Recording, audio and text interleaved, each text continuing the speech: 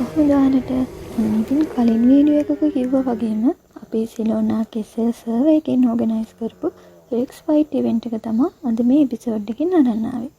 අපි හවස 7ට විතර පටන් ගත්ත ඉවෙන්ට් එක රෑ 11 විතර වෙනකන් ගියා.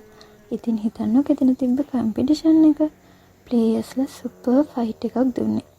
එච්චර ටික වීඩියෝ එකක් ගන්න අමාරු නිසා highlighted scenes ටික තමයි අපි මේ ගෙනත් තියෙන්නේ. මේ ඉවෙන්ට් එකේ තිබෙන මේ ලස්සන තැන මොකද්ද දන්නවද? ඒ තමයි සිලෝන් කොලොසියම් එක. ෆැන්ටසි ලුක් එකක් නේද තියෙන්නේ? ඕගනයිසින් කමිටි එක වැඩි ලස්සනටම කරා. ෆ්ලෙයර් ගන්ස් වලින් ස්ටාර්ට් එක දීලා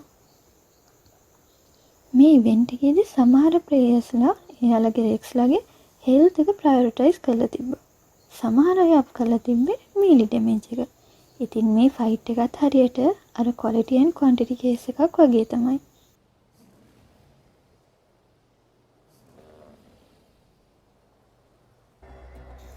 මේ පුටුවල කට්ටිය නැති වෙන මොකුත් නිසා නෙමෙයි ළමයි. අපේ දාමරික රෙක්ස් පෙටව ටික පුටුවලට ඇටැක් කරන්න ගත්තනේ. බලන්නකෝ මේ රෙක්ස්ලාගේ රෝ එක. ලේසි නෑ ෆයර් අප් වෙන හැටි. ඒන ගැම්මට අහල පහල තියෙන පොඩි ටිකත් කඩනවා යක්පෙටෝ වගේ.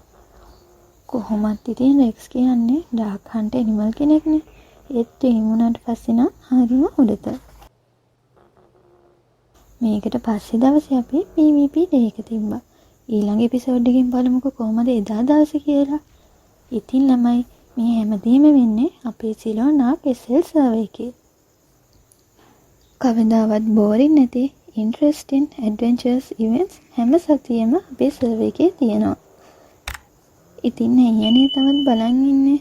එන්න ජොයින් වෙන්න අපේ නිදහසේ පාරාදීසයට සිලෝනා කෙසෙල් සර්වර් එකට. PvP එකේදී ලොකු යුද්ධයක් වුණා. ඉතින් ඒක අරගෙන ඊළඟ එපිසෝඩ් එකෙන් එන්නම්කෝ. එහෙනම් බයි බයි.